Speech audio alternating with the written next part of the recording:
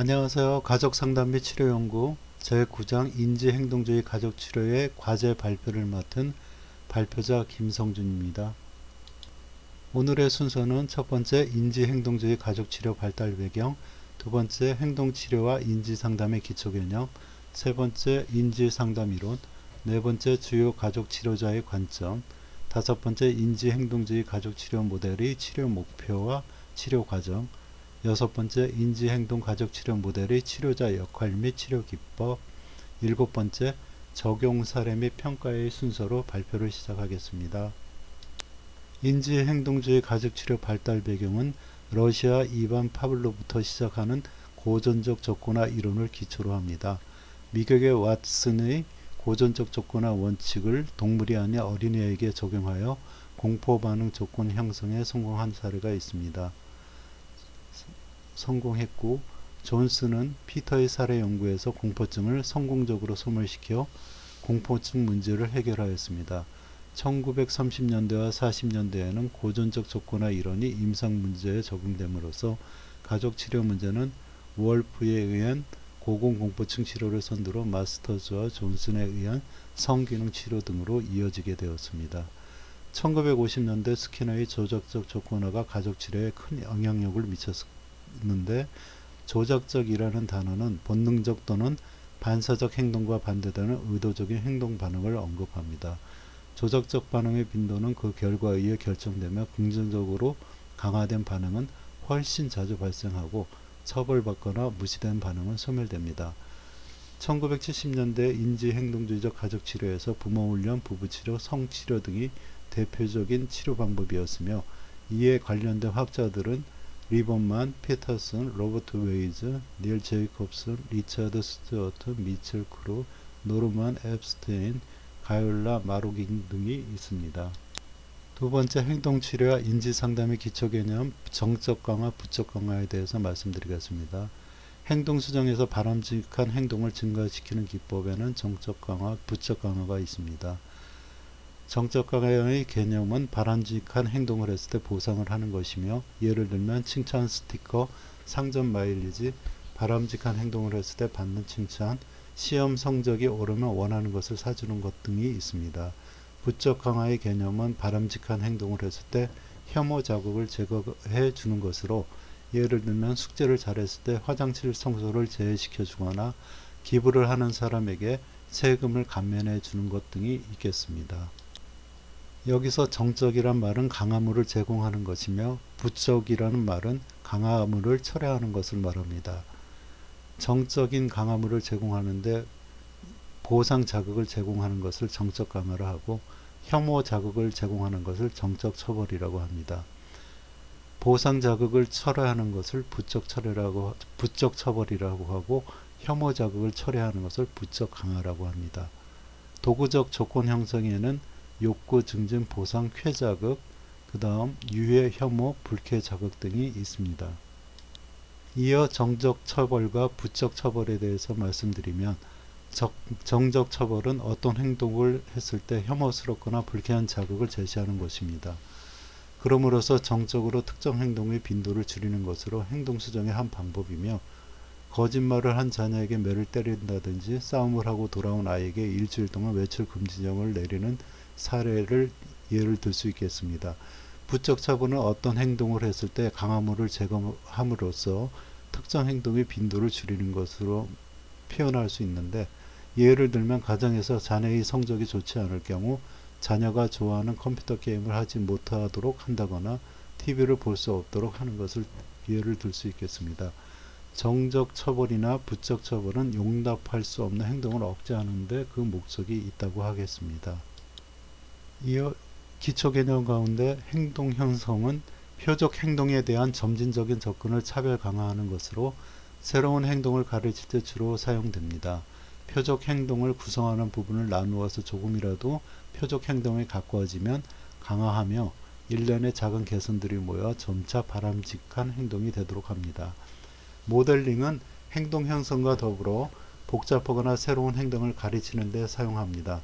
사람들은 종종 다른 사람들을 모방함으로써 학습하는데, 특별히 그 모델링이 성공한 사람이거나 유명한 사람인 경우에 그리고 그들에게 행동이 강화시키는 주는 결과로 연결되는 것처럼 보일 때 더 효과적입니다.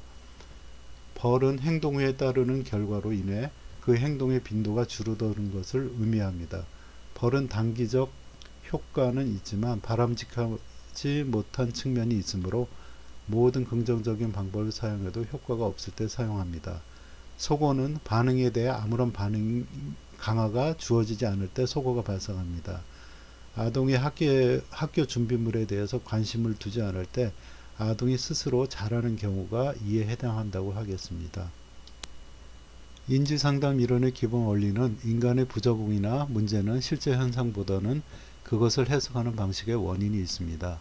현상에 대한 잘못된 지각이나 해석을 할 경우 심리적 장애와 어려움을 겪고 인지상담에서 내담자의 문제 해결을 위한 인지와 사고 능력을 중히 여기고 인지와 사고 능력을 변화하여 건설적이고 합리적인 대안을 찾을 수 있도록 돕는 데 기본 원리가 있습니다. 베크의 인지치료는 우울증 환자 연구와 인지적 왜곡, 내담자가 자동적으로 부정적이고 비판적인 사고를 하는 것을 말합니다. 앨리스의 합리적 정서치료 REBT는 인간의 정서장애를 일으키는 것이 생활사건이 아니라 사건에 대한 왜곡된 지각이라 가정하고 비합리적 신념이 특정 사고의 집착 정서장애나 행동장애를 발생합니다. 잘못된 생각을 합리적으로 바꾸는 방법을 배우면 정서와 행동의 변화를 이끌어내겠죠. 합리적 사고로 대체, 그러니까 반드시 뭐뭐 한다에서 뭐뭐시면 좋겠다로 변화하는 사고방식을 말한다고 하겠습니다. 네 번째 주요 가족치료자의 관점, 패터슨의 행동주의 부모훈련 프로그램은 인지행동주의적 가족치료 분야에서 최대의 실천가이며 연구자는 단연 심리학자 패터슨이라고 말씀드리겠습니다. 패터슨은 행동주의 방법론을 부모훈련과 부부관계에 적용하여 발전시켰습니다. 상당히 심각한 행동사의 문제를 가진 아동들이 치료를 실시했는데 이를 토대로 행동주의 부모훈련 프로그램과 워크북을 개발하였습니다. 또한 패터슨은 부부의 상호작용에 관해서도 사회교환 이론을 적용하여 많은 연구 업적을 남겼습니다. 부부간에 불화가 생기는 것은 두 사람 상호간에 긍정적인 만족을 주는 보상행동이 충분하지 않았기 때문이라고 생각하여 긍정적 행동을 증가시키려는 노력을 기울였습니다. 이어 속어와 모델링의 주인공인 리버만은 정신과의 사리버만은 우울, 두통, 부부간의 불화를 겪는 성인들이 가족을 치료하면서 조작적 조건화의 원리를 적용하였습니다. 정신과 의사인 리버만이죠. 오타가 좀 있었습니다. 증상을 강화시키는 환경 반응을 조사하고 무시하면 사라질 것이라는 속어의 원칙을 적용하여 치료 효과를 얻었습니다. 또한 자녀의 문제 행동은 부모가 효율적인 통제 방법을 알지 못하기 때문이라고 지적하고 모델링의 개념을 적용했습니다. 이어 스튜어트의 유관계약에 대해 설명하겠습니다. 스튜어트는 사회사업가로서 유관계약이란 가족 구성원의 바람직하지 않은 행동을 수정하는 방법에 초점을 맞추는 것이 아닌 오히려 바람직하고 긍정적인 행동 변화를 극대화시킬 수 있는 상호작용에 강화하는 것을 초점에 맞추었습니다. 스튜어트는 가족 내에서 갈등을 일으키고 있는 다른 구성원에게 우선 무조건 긍정적이며 보상적인 태도를 보일 것을 제안하고 있습니다. 다른 구성원들의 긍정적 배품은 그 받는 구성원에게 호혜적 반응을 불러일으키고 이러한 결과로 가족 내에 있는 갈등이 제거되고 상호 긍정적 기류가 최대화되며 각 가족 구성원 간의 책임감도 커질 것이라고 보고 있습니다. 다섯 번째, 인지행동주의 가족치료 모델의 치료 목표와 치료 과정에 대한 설명을 드리겠습니다. 첫 번째 치료 목표는 인지행동주의적 가족치료는 가족이 어떻게 기능하는가 보다는 행동이 어떻게 변화되고 있는가에 더 관심을 두었습니다. 인지행동주의적 가족치료의 신념은 치료를 통해 부정적 행동의 감소를 초래하며 그로 인해 보다 많은 긍정적 행동을 하게 한다는 것입니다. 특히 행동 변화를 이루기 위해서는 강화를 통해 긍정적 행동을 가속시키는 것이 부정적 행동을 감소시키는 것보다 더 효과적이라는 신념을 가집니다. 긍정적 행동이 촉진되면 가족 구성원 서로에게 도움이 되는 상호작용 속도도 증가되는 효과가 나타납니다. 인지행동주의적 가족치료는 증상을 완화시키는 것뿐만 아니라 가족 구성원들에게 기술을 가르치고 이해력을 증진시키는 노력을 기울입니다. 특히 효과적인 의사소통과 문제 해결 능력을 학습시키는 것을 목표로 설정하고 있습니다. 두 번째, 치료 과정에 대해 말씀드리겠습니다. 치료 과정에서의 변화를 바탕으로 앞으로 가족이 당면하게 될 여러 문제들을 효과적으로 해결할 수 있도록 도와주고 있습니다. 이러한 관점에서 보면 인지행동주의적 가족치료는 치료와 동시에 예방에 많은 관심을 두었다고 말할 수 있을 것입니다. 인지행동 가족치료 모델의 치료자 역할 및 치료기법. 첫 번째, 부모 교육 및 훈련에 대해서 말씀드리겠습니다. 긍정적 연습과 행동 형성은 첫 번째, 긍정적 연습이란 부모로 하여금 아동이 바람직한 행동을 하는 기술을 반복 연습시키는 기법입니다. 예를 들어 아동이 옷을 벗어서 세탁 바구니에 넣지 않고 바닥에 던져 놓으면 옷을 바구니에 갖다 놓는 연습을 계속해서 시키는 것입니다. 또는 아동이 문을 쾅 하고 세게 닫으면 몇 번이고 문 밖으로 나가서 조용히 문을 닫는 연습을 시키는 것이 긍정적인 연습입니다. 행동 형성은 앞서 설명해 드렸듯이 바라는 목표에 점진적으로 접근하는 방법입니다. 추구하는 목표를 작은 단계로 나누고 각 단계마다 강화를 하여 점진적 변화가 나타나도록 유도하는 것입니다. 긍정적 연습과 행동 형성 두 가지 기법은 모두 즉각적으로 행동을 강화하는 것이 바람직하다고 말씀드리겠습니다. 두 번째, 타임아웃은 부적절한 행동을 감소시키기 위한 기법으로 자주 사용되는 것입니다. 이것은 아동이 바람직하지 않은 행동을 할 경우에 아동을 무시하거나 고립시키는 것을 의미합니다. 예를 들면 나쁜 행동을 한 아동을 방에 혼자 두게 하거나 벽을 보게 서 있게 하는 것입니다. 말을 걸지 않거나 쳐다보지 않는 등 사회적 강화를 주지 않거나 하는 것이고, 실시시간은 2에서 5분 정도가 적당하며 반드시 아동에게 그 이유를 설명하고 타임아웃 중에 일어나는 저항이나 고함은 무시하는 게 좋습니다. 세 번째, 강화 프리막 원리 토큰 강화법에 대해서 말씀드리겠습니다. 토큰 강화법은 나중에 말씀드리고, 강화에는 결과를 보상하는 정적 강화와 혐오적인 결과와 반응에 의해 사라지는 부적 강화가 있습니다. 예를 들어 아동이 학교 숙제를 스스로 한 후에 보상을 주므로 행동을 정적 강화할 수 있는데, 또한 아동이 숙제를 다 할 때까지 잔소리를 함으로써 부적으로 강화할 수 있습니다. 이때 강화가 불규칙적인 간격으로 주어질 때 행동의 지속 효과가 높습니다. 바람직한 행동을 증가시키기 위해 종종 발생 빈도가 높은 행동이 발생 빈도가 낮은 행동을 위한 강화원이 되기도 합니다. 이를 프리막의 원리라고 하는데요. 예를 들어 야구놀이를 좋아하는 아동에게 숙제를 다 마쳐야 야구놀이를 할 수 있다고 말하는 것입니다. 이 방법이 효과적이려면 강화제가 매우 인기 있는 것이어야 합니다.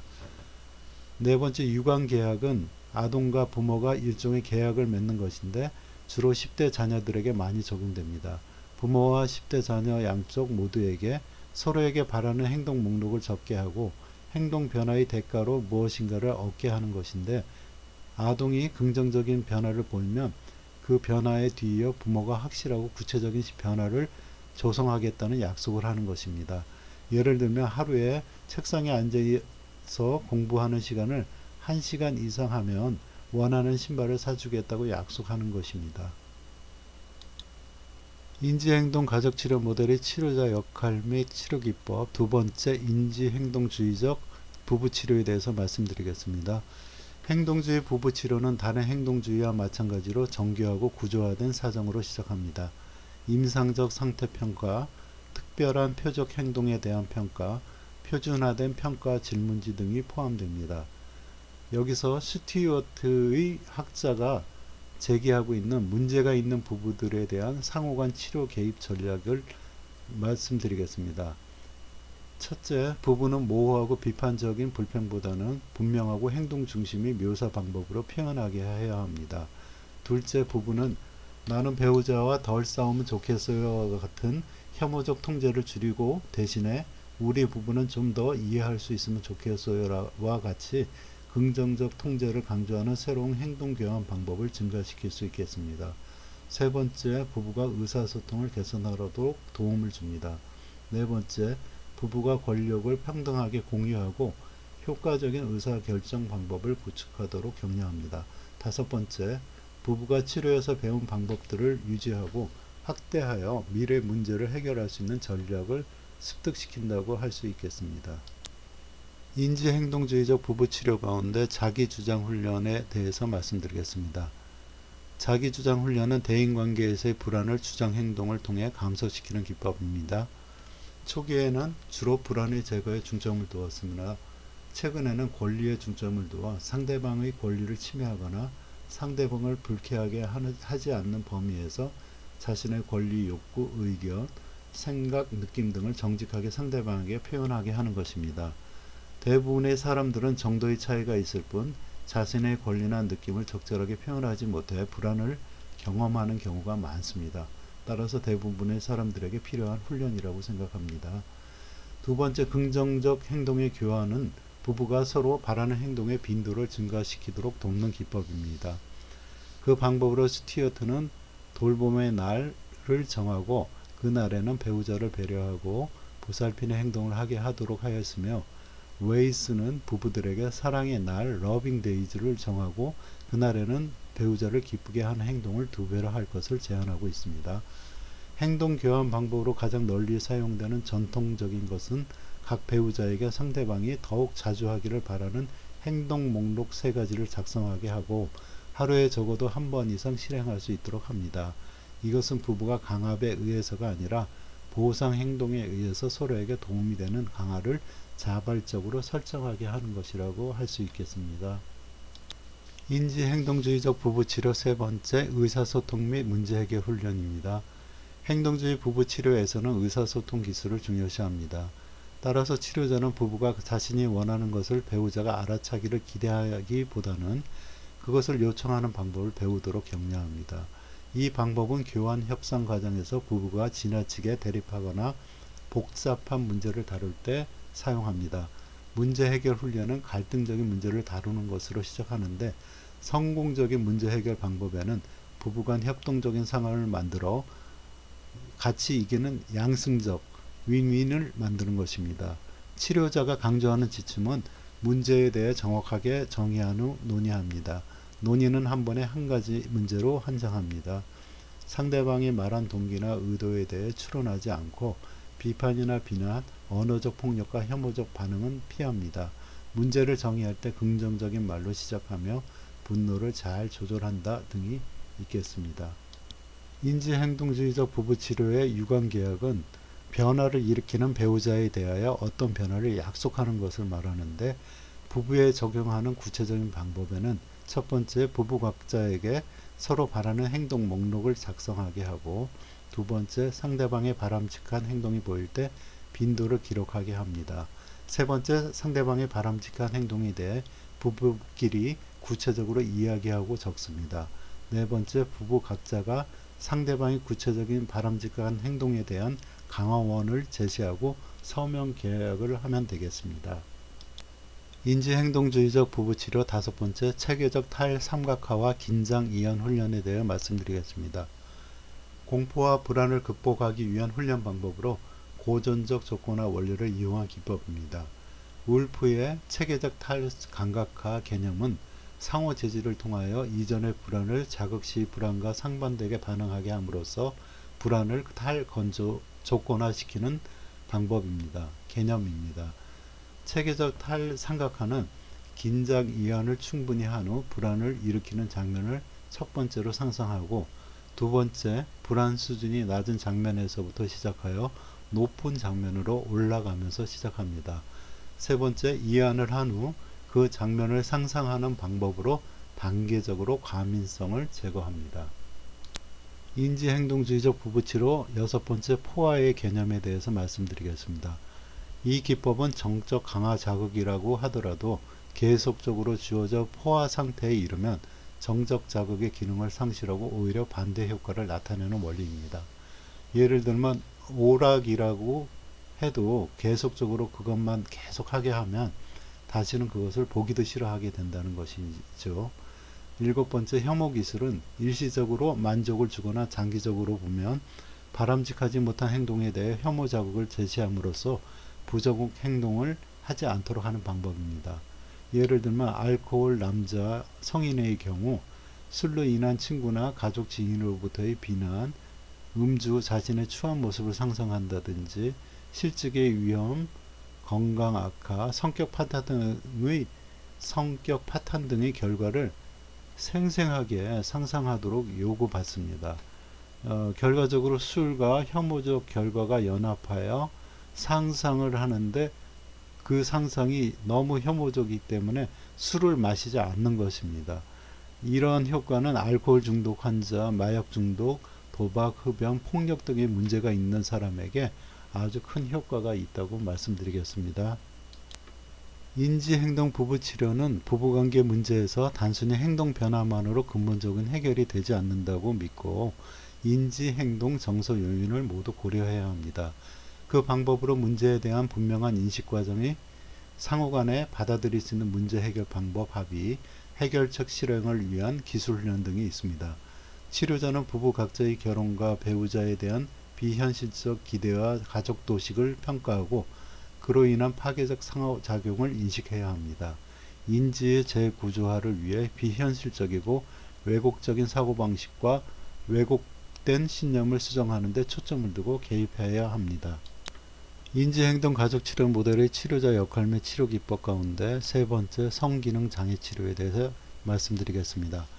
행동치료 기법 중에서 체계적 둔감화 훈련은 성기능 장애 치료에 도입되어 활용되고 있는데 울프에 의하면 대부분의 성적 문제들은 조건화된 불안에 의해 발생합니다.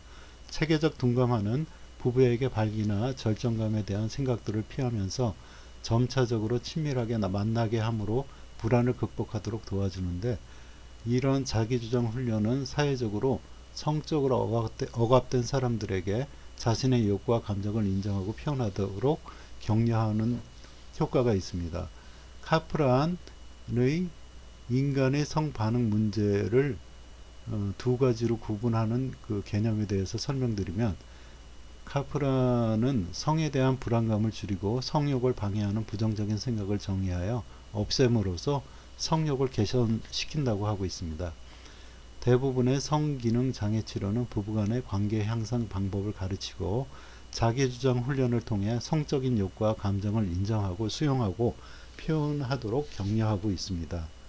특히 태도의 변화는 성기능 장애 치료에서 필수적이며 체계적 둔감화 훈련을 통해 점진적으로 성적 두려움과 불안을 감소시킬 수 있습니다. 일곱 번째, 적용 사례 및 평가에 대한 말씀을 나누어 보겠습니다.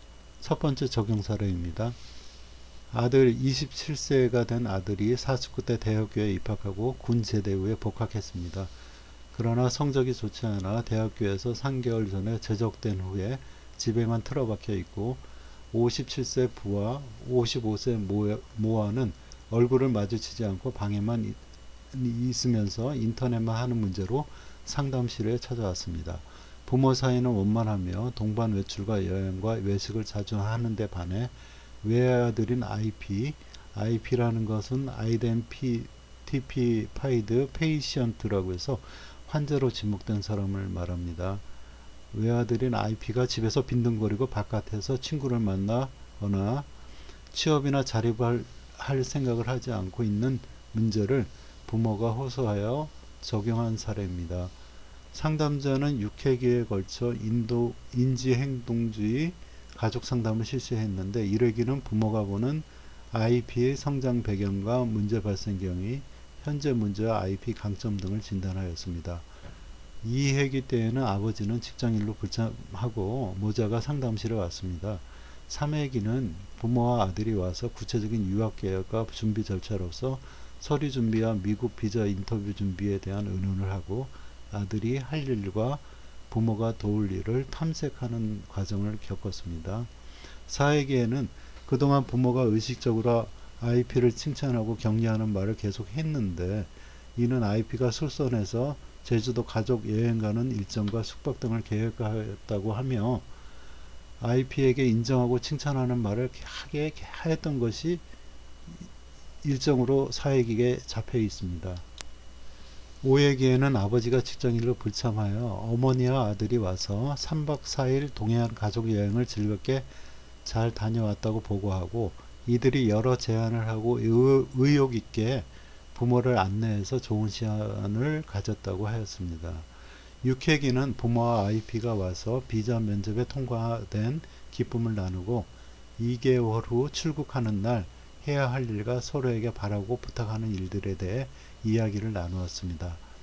종교를 앞두고 상태를 질문하니 아들은 현재의 자기 상태가 9점이라고 하며 아버지와 어머니에 대한 만족도는 10점이라고 말하고 있습니다. 부모는 IP의 상태가 9점이라고 하여 서로 간에 좋은 결과가 나왔다고 판단하고 종결에 합의하였습니다. 두 번째 치료 이론에 대한 평가는, 흔히 행동주의적 치료는 인간의 사고와 감정을 무시하는 기계적이고 비인간적인 치료로 생각되는 경향이 있는데, 이것이 초기 행동주의자들에게는 사실이었습니다. 그러나 최근에는 인간의 의지와 사고에 대해 고려하는 경향을 보이고 인지 이론과의 통합적 노력을 하고 있습니다. 또한 과거에는 IP 아들 27세가 49대 대학교에 입학하고 군 제대 후에 복학했으나 성적이 좋지 않아 대학교에서 3개월 전에 제적된 후에 집에만 틀어박혀 있고 부와 모는 얼굴을 마주치지 않고 방에서 인터넷만 하는 문제로 이 상담실에 찾아왔던 것입니다.